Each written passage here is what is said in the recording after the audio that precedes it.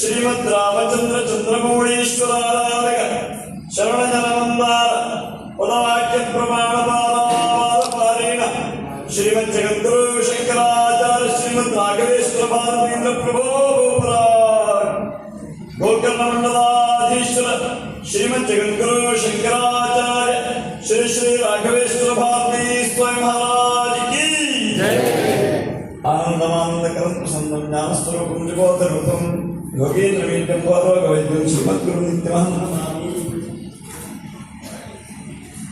दीर्घतमाम तेजोजिर्वान्दशमे युगे अपातये यदीनां ब्रह्मापति सात्भिः यो वेदान्तः प्रोक्तो वेदान्तेन प्रतिष्ठितः तस्य प्रकृतिलीनस्य परस्तमहेश्वरः इदं ब्रह्मयादेवास्तास्तव तेन मे स्फुरावाद्गर्भे जन्मनि जन्म आद्यं समर्पयामि।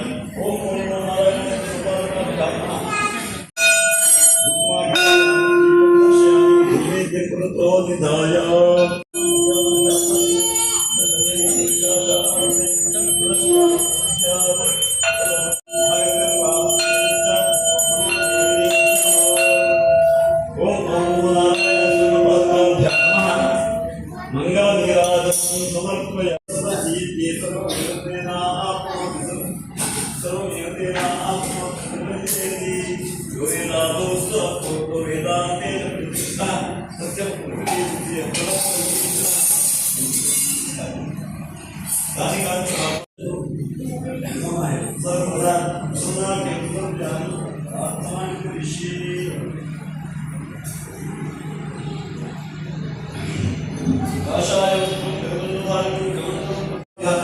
नारायण समां शंकराचार्य विद्यमान अस्मदाचार्य पर्यन्तां वन्दे गुरुपरम्परां गोकर्णमण्डलाधीश शंकर विश्वेशः ब्रह्मात्म सर्वान्तागमेश्वरः ज्ञानसुनिश्चितार्थास्तु ಶುದ್ಧ ಸತ್ವಾ ತೇ ಬ್ರಹ್ಮಲೋಕೆ ಪರಾಂತಕಾಲೇ ಪರಾಂತಾತ್ ಪರಿಮುಚ್ಯಂತಿ ಸರ್ವೇ ದಕ್ರಂ ಹಿ ಪಾಪಂ ಪರಮೇಶ್ವಭೂತಂ ಯತ್ಪುಂಡರೀಕಂ ಪರಮತ್ಯ ಸಗ್ರಸ್ತಂ ತತ್ರಾಪಿ ದಕ್ರಂ ಗಗನಂ ವಿಶೋಕಸ್ತಸ್ಮಿನ್ ಯದಂತಸ್ತದುಪಾಸಿತವ್ಯಂ ಯೋ ವೇದಾದೋಸ್ತರತ್ರೋಕ್ತೋ ವೇದಾಂತೆ ತು ಪ್ರತಿಷ್ಠಿತಃ ತಸ್ಯ ಪ್ರಕೃತಿರೇನಸ್ಯ ಪರಸ್ತ ಮಹೇಶ್ವರಃ ಬ್ರಹ್ಮಣ್ಯಾ ದೇವಾಸ್ತಾಪಿನಃ ಪರತಸ್ತವ ನಿರ್ಭವೇಜ್ಜನ್ಮನಿ ಜನ್ಮನಿ ಸದ್ಗುರು ಸಮರ್ಪಯಾಮಿ.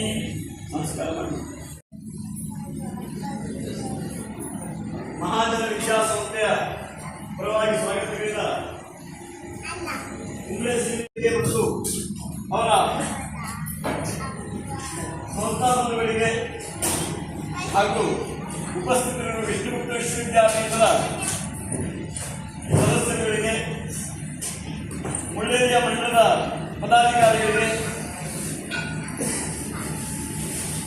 ಹಾಗೂ ವಲಯದ ಅಧ್ಯಕ್ಷರು ಹಾಗೂ ಪದಾಧಿಕಾರಿಗಳಿಗೂ, ಗುರುಕಾರರಿಗೂ, ವೈದಿಕರಿಗೂ, ಗೃಹಸ್ಥರಿಗೂ ಸೇರಿದ ಸಮಸ್ತ ಶಿಷ್ಯ ಭಕ್ತ ಮಹಾಜನರಿಗೂ ಶ್ರೀಮಂತಗತ್ತು ಶಂಕರಾಚಾರ್ಯ ಅವಿಚ್ಛಿನ್ನ ರಾಜರು ಪರಂಪರೆ ಪೀಠದ ಸನ್ನಿಧಿಯಾದ ಸ್ವರ್ಣಪಾದಕ ಸನ್ನಿಧಿಯಿಂದ ಕ್ಷೇಮವಂತ ಪುಣ್ಯ ಸರ್ವರು ಎದ್ದಿಟ್ಕೊಳ್ಬೇಕು. ಸಮಾಜದಲ್ಲಿ ಯೋಚನೆ ಮಾಡಿದರೆ ಹಲವರ ಚಿತ್ತದಲ್ಲಿ ಋಷಿ ಮಹರ್ಷಿಗಳು ತಂದುಕೊಟ್ಟಿದ್ದು ಅದೆಲ್ಲ ಹಳತು, ಇವತ್ತಿನ ಕಾಲಕ್ಕಲ್ಲ ಅನ್ನೋ ವಿಷಯಗಳು ಹಲವಿದೆ. ಆದರೂ ಯೋಚನೆ ಮಾಡಬೇಕಾದ ಸಂಗತಿ ತುಂಬಾ ಇದೆ.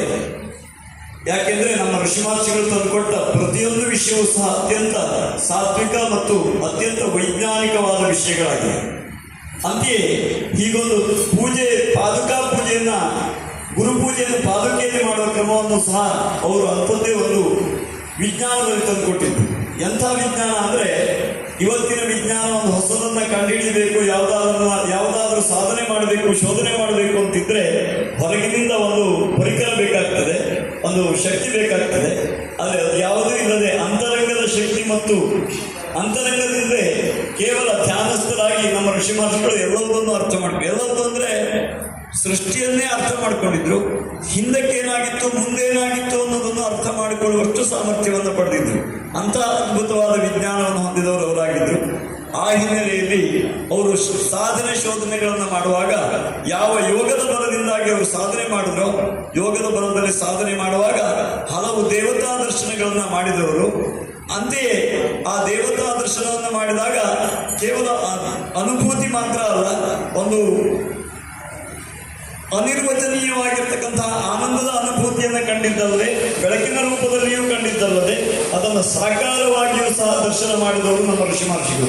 ಅಂತಹ ಸತ್ಯವಾದ ವಿಷಯದಲ್ಲಿ ಹೊರಗಡೆಗೆ ನಮಗೆ ಪೂಜೆಗೆ ಬೇಕಾಗಿ ಅಂತಹ ದೇವತಾ ಮೂರ್ತಿಗಳನ್ನು, ಅವರು ಅಂತರಂಗದಲ್ಲಿ ಯಾವ ಯಾವ ದೇವತಾ ಶಕ್ತಿಗಳನ್ನ ಯಾವ ಯಾವ ಭಾವಭಂಗಿಗಳಲ್ಲಿ ಕಂಡ್ರು ಅದೇ ರೀತಿಯಲ್ಲಿ ಹೊರಗಡೆಗೆ ತಂದುಕೊಟ್ಟಿರ್ತಕ್ಕಂತಹ ಮೂರ್ತಿಗಳು ಪೂಜೆಗೆ ಯೋಗ್ಯವಾಗ್ತವೆ. ಆದ್ರೆ ಇವತ್ತು ನಮಗೆ ಎಂಥ ಮೂರ್ತಿ ಆದರೂ ಆಯ್ತು ಅನ್ನೋ ಸ್ಥಿತಿಯಲ್ಲಿ ನಾವಿದ್ದೇವೆ, ಅಥವಾ ಮೂರ್ತಿ ಪೂಜೆ ಮಾಡಿದ್ರು ಮಾಡದೇ ಇದ್ರು ನಮಗೇನಾಗುದಿಲ್ಲ ಅನ್ನೋ ಪರಿಸ್ಥಿತಿಯಲ್ಲಿ ನಾವು ಇವತ್ತಿದ್ದೇವೆ. ಆದರೆ ಅದಕ್ಕಿಂತ ಮುಖ್ಯವಾಗಿ ಅಂತರಂಗದ ಪರಾಕಾಷ್ಠೆಯಾದ ಯೋಗದ ಪರಾಕಾಷ್ಠೆಯಲ್ಲಿ ಸಹಸ್ರಾರದಲ್ಲಿ ಯಾವ ಗುರುತತ್ವವನ್ನು ಅವರು ಪಾದುಕಾ ರೂಪದಲ್ಲಿ ಕಂಡುಕೊಂಡ್ರು, ಹೊರಗಡೆಯಲ್ಲಿಯೂ ಸಹ ಪಾದುಕೆಯಲ್ಲಿಯೇ ಗುರುಪೂಜೆ ಮಾಡ್ತಕ್ಕಂತಹ ಕ್ರಮವನ್ನು ತಂದುಕೊಟ್ಟಿದ್ದು. ಆ ಹಿನ್ನೆಲೆಯಲ್ಲಿ ನಾವು ಎಲ್ಲಿಂದ ಎಲ್ಲಿಗೆ ಹೋದ್ರು ಗುರುಪೂಜೆ ಮಾಡೋದಾದ್ರೆ ಗುರುವಿನ ಪಾದವನ್ನು, ಪಾದುಕೆಯನ್ನು ಪೂಜೆ ಮಾಡ್ತಿದೆ ಹೊತ್ತು ಶಿರವನ್ನಲ್ಲ ನೋಡಿ. ಅಂತಹ ಒಂದು ಮಹತ್ವ ಇರತಕ್ಕಂತಹ ಒಂದು ಪಾದುಕಾ ಪ್ರತೀಕ ಸ್ವರ್ಣಮಯವಾಗಿ ಮಠಕ್ಕೆ ಸಮರ್ಪಿತವಾದಾಗ ಇದು ಗುರುಪೂಜೆ ಮಾಡಲಿಕ್ಕೆ ಯೋಗ್ಯ ಅನ್ನುವ ಕಾರಣಕ್ಕೆ ಅದನ್ನು ದುಡ್ಡೆಚ್ಚು ದಿಗ್ಗಲ್ಲಿಡೋ ಬದಲಿಗೆ ನಮ್ಮ ಕೈಗೆ ಗುರುಶಕ್ತಿಯನ್ನು ಆವಾಹಿಸಿಕೊಟ್ಟರು. ಎಂಥ ಗುರುಶಕ್ತಿ ಅಂದ್ರೆ ನಮಗೆಲ್ಲ ಗೊತ್ತು, ಅವಿಚ್ಛಿನ್ನ ಪರಂಪರೆಯ ಗುರುಗಳಿರುವಾಗಲೇ ಇನ್ನೊಂದು ಗುರುಗಳನ್ನು ಸ್ವೀಕಾರ ಮಾಡಿ ಬಂದಿರತಕ್ಕಂಥ ಏಕೈಕ ಪರಂಪರೆಯಾದ ರಾಮಚಂದ್ರಾಪುರ ಮಠದ ಪರಂಪರೆಯ 36 ಯತಿಗಳ ಸಾನ್ನಿಧ್ಯವನ್ನು ಅದರಲ್ಲಿ ಆವಾಹಿಸಿ ನಮಗೆ ಕೊಟ್ಟರು. ಇವತ್ತಿನ ಕಾಲದಲ್ಲಿ ಈ ಮೆಕಾಲೆ ಶಿಕ್ಷಣ ನಮ್ಮ ಮೇಲೆ ಮಾಡಿದ ದೊಡ್ಡ ಘಾತ ಅಂತಂದ್ರೆ ನಂಬಿಕೆಯ ಮೇಲಿನ ಘಾತ. ಯಾವ ಶಾಶ್ವತವಾದ ಭಗವಂತನಿಂದಲೇ ಎಲ್ಲರೂ ಸೃಷ್ಟಿಯಾಗಿದ್ದಿದೆಯೋ ನಮ್ಮ ಋಷಿಗಳು ಕಂಡುಕೊಟ್ಟಿದ್ರು, ಅದರ ಮೇಲೆ ಸಂಶಯ ಬರುವಂತೆ ನಮ್ಮ ಪರಿಸ್ಥಿತಿ. ಒಂದು ಗಳಿಗೆ ದೇವರಿದೆ ಅಂತ ಅನಿಸಿದ್ರು, ಇನ್ನೊಂದು ಗಳಿಗೆಯಲ್ಲಿ ಕೆಲವು ಸಮಾನತೆಗಳನ್ನೆಲ್ಲ ಹೇಳುವ ಹೊತ್ತಿಗೆ ಇದೆಯೋ ಇಲ್ಲವೋ ಹೌದೋ ಅಲ್ವೋ ಅನ್ನುವಂತಹ ಸ್ಥಿತಿ ಇವತ್ತು ಹಲವು ವ್ಯಕ್ತಿಗಳ ಮೇಲೆ ಇರುವುದನ್ನು ಕಾಣ್ತೇವೆ. ಆದರೆ ಯಥಾರ್ಥವಾಗಿ ಯಾವ ಭಗವಂತನನ್ನ ನಂಬಿಯೇ ವಿಶ್ವಾಸದಲ್ಲಿಟ್ಟೆ ನಮ್ಮ ಋಷಿ ಮಹರ್ಷಿಗಳು ಅಂತಹ ಸಾಧನೆ ಶೋಧನೆಗಳನ್ನು ಮಾಡಿದರು. ಹಾಗೆ ಅಂಥದ್ದೊಂದು ಸ್ಥಿತಿಯನ್ನು ನಮಗೆ ಪಡ್ಕೊಳ್ಳಿಕ್ಕೆ ಬೇಕಾಗುವಂತೆ ಯಾವ ಜೀವನದ ಗುರಿ ಭಗವಂತನನ್ನು ಕಾಣಬೇಕಾಗಿದೆಯೋ ಅಂಥದ್ದನ್ನು ಕಾಣಲಿಕ್ಕೆ ಬೇಕಾಗುವಂತೆ ಯಾವೆಲ್ಲ ವಿದ್ಯಾವಲಂಬನೆಗಳನ್ನು ಕಂಡುಕೊಟ್ಟಿದ್ರು ಅಂತಹ ವಿದ್ಯಾವಲಂಬನೆಗಳನ್ನು ಸಹ ತಿರುಗಿಕೊಳ್ಳಿಕ್ಕೆ ಅಂತ ಹೊರಟಿರ್ತಕ್ಕಂತಹ ವಿದ್ಯಾ ವ್ಯವಸ್ಥೆ ವಿಷ್ಣುಗುಪ್ತ ವಿಶ್ವವಿದ್ಯಾಪೀಠವಾಗಿದೆ. ಅಂಥದ್ದೊಂದು ವಿದ್ಯಾ ವ್ಯವಸ್ಥೆಗೆ ಬೇಕಾಗಿ ಯಾವ ನಾವು ಧರ್ಮಕರ್ಮಗಳನ್ನೆಲ್ಲ ಮಾಡ್ತೇವೆಯೋ ಅಂತಹ ಧರ್ಮಕರ್ಮಗಳೆಲ್ಲದರ ಮುಖ್ಯ ಉದ್ದೇಶ ಜೀವನ ಪರಮೋದ್ದೇಶ ಆಗಿದೆಯೋ ಹಾಗೆ ನಾವು ಸಂಕಲ್ಪವನ್ನು ಮಾಡ್ತಾ ಇದ್ದೇವೆ. ಧರ್ಮ ಅರ್ಥ ಕಾಮ ಮೋಕ್ಷ ಚತುರ್ವಿಧ ಫಲ ಪುರುಷಾರ್ಥ ಅನ್ನೋದಾಗಿ ಅಂಥದ್ದನ್ನು ನಮಗೆ ತಂದುಕೊಡ್ಲಿಕ್ಕೆ ಬೇಕಾಗಿ ಹಲವು ಪೂಜಾ ಕ್ರಮಗಳನ್ನು ನಮ್ಮ ಋಷಿ ಮಹರ್ಷಿಗಳು ಹಾಕಿಕೊಟ್ಟಿದ್ದಿದೆ. ಅದರಲ್ಲಿ ಈ ಗುರು ಪೂಜೆಯು ಸಹ ಕೂಡ ಒಂದಾಗಿದೆ.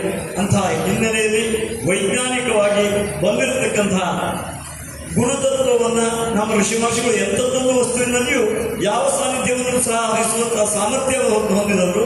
ಅಂತಹ ಪೀಠಪರಂಪರೆಯಲ್ಲಿ ಬಂದ ನಮ್ಮ ಗುರುಗಳು ಇವತ್ತು 36 ಯತೀಶ್ವರರ ಸನ್ನಿಧಿಯನ್ನು ಇದರಲ್ಲಿ ಕೊಟ್ಟಿರೋದನ್ನ ನಾವು ಭಾವಿಸಿದ್ರೆ ಉಂಟು ಅಂತ.